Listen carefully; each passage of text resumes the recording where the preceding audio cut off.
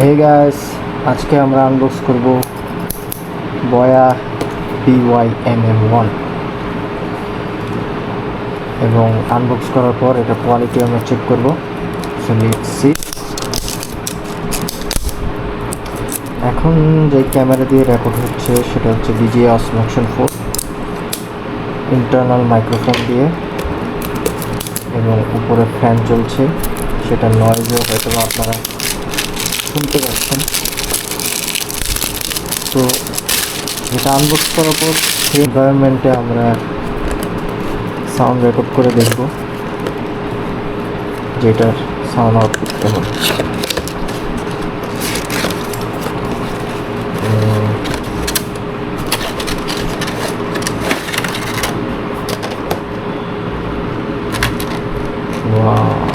প্রথমেই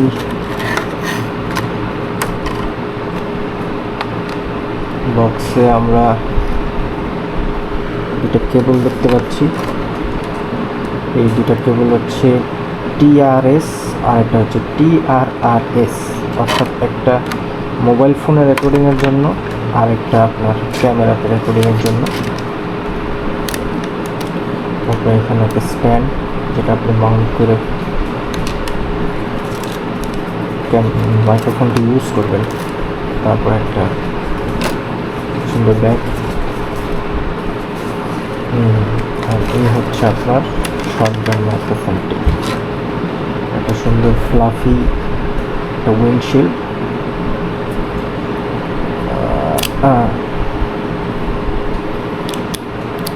তার ভিতরে হচ্ছে এই কনডেন্সার শর্টগান মাইক্রোফোনটি। তো চলুন তাহলে আমরা এটা এবার সাউন্ড কোয়ালিটি টেস্ট করে দেখি।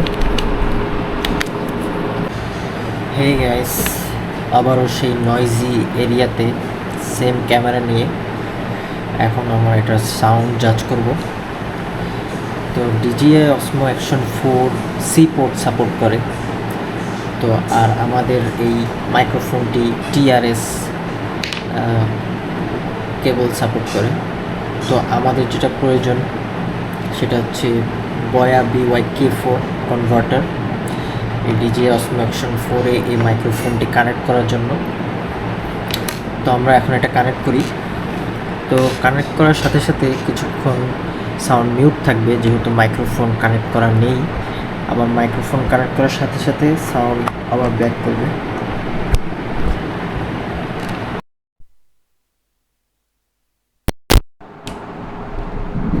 জি, এখন আপনারা যে সাউন্ড শুনতে পাচ্ছেন সেটা হচ্ছে বয়া BYMM1 এর সাউন্ড, একেবারে র, সেম নয়েজি এরিয়া, কোনো প্রকার এডিট ছাড়া। এবং DJI Osmo Action 4-এ আপনি নয়েজ গেইন কন্ট্রোল করতে পারবেন। তো নয়েজ গেইন একেবারে 0 দেওয়া আছে, এটা রিডিউসও করতে পারবেন, চাইলে বাড়াতেও পারবেন।